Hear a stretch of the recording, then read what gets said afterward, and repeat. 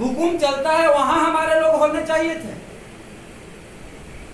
तो जब हम इस बात की तरफ सोचते हैं, विचार करते हैं, तो हमें ये बात समझ में आता है कि आप लोगों ने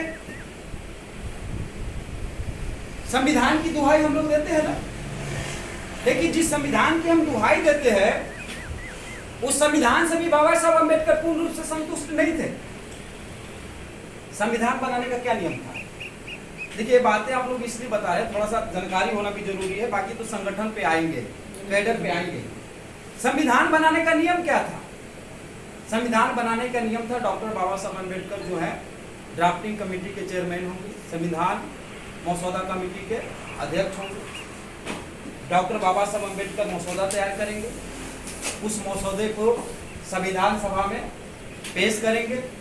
संविधान सभा के सारे सम्मानित सदस्य उस पर चर्चा करेंगे, कुछ लोग समर्थन में बोलेंगे, कुछ लोग विरोध में बोलेंगे, फिर उस पर मतदान होगा और फिर बहुमत के आधार पे आर्टिकल पास किया जाएगा। यही था ना। अब सवाल खड़ा होता है कि उस संविधान सभा में हमारे कितने लोग थे? उस संविधान सभा में बाबा साहब के कितने समर्थक थे? सवाल है जीरो। सवाल है, उत्तर है जीरो।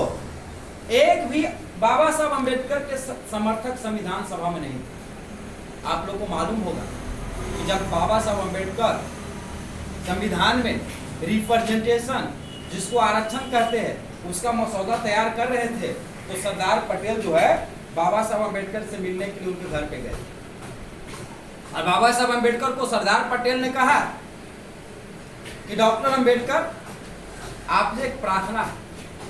प्रार्थना ये है कि एक आरक्षण की बात जो है, इसकी बात आप ना करें, इसका मसौदा जो है आप संविधान सभा में ना पेश करें।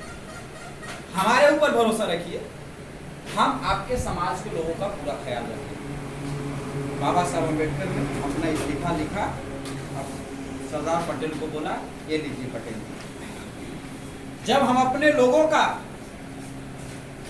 शासन प्रशासन में भागीदारी सुनिश्चित नहीं करा पाएंगे तो हमें ऐसे संविधान सभा में बने रहने का कोई हक नहीं।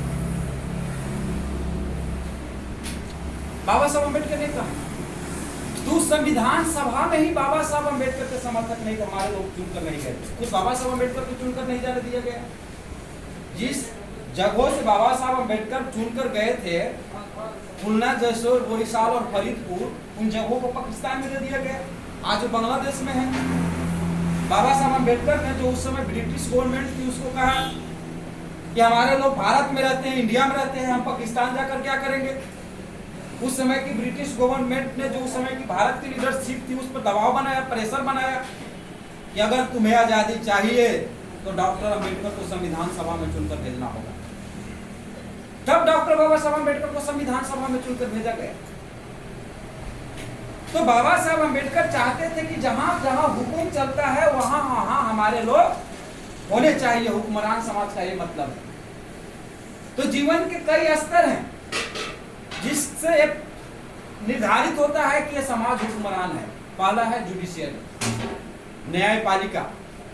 बाबा साहब अम्बेडकर चाहते थे कि न्यायपालिका में हमारी हिस्सेदारी हो, लेकिन बाबा साहब अम्बेडकर को करने नहीं दिया गया। दूसरा है एजुकेशन सेंटर, विश्वविद्यालय, विद्यालय, जहां से मानव संसाधन का निर्माण होता है, ह्यूमन रिसोर्स डेवलपमेंट किया जाता है, वहां पे हमारी हिस्सेदारी, लेकिन बाबा साहब अम्बेडकर को नहीं करने दिया गया। तीसरा है इंडस्ट्रीज, उद्योग धंधा। बाबा साहब अम्बेडकर चाहते थे कि इंडस्ट्रीज में भी हमारे लोगों का हिस्सेदारी हो, भागीदारी हो, लेकिन बाबा साहब अम्बेडकर की बात को नहीं माना गया। चौथा है लैंड, जमीन। बाबा साहब अम्बेडकर चाहते थे ये जो जमीन है, ये जो लैंड है,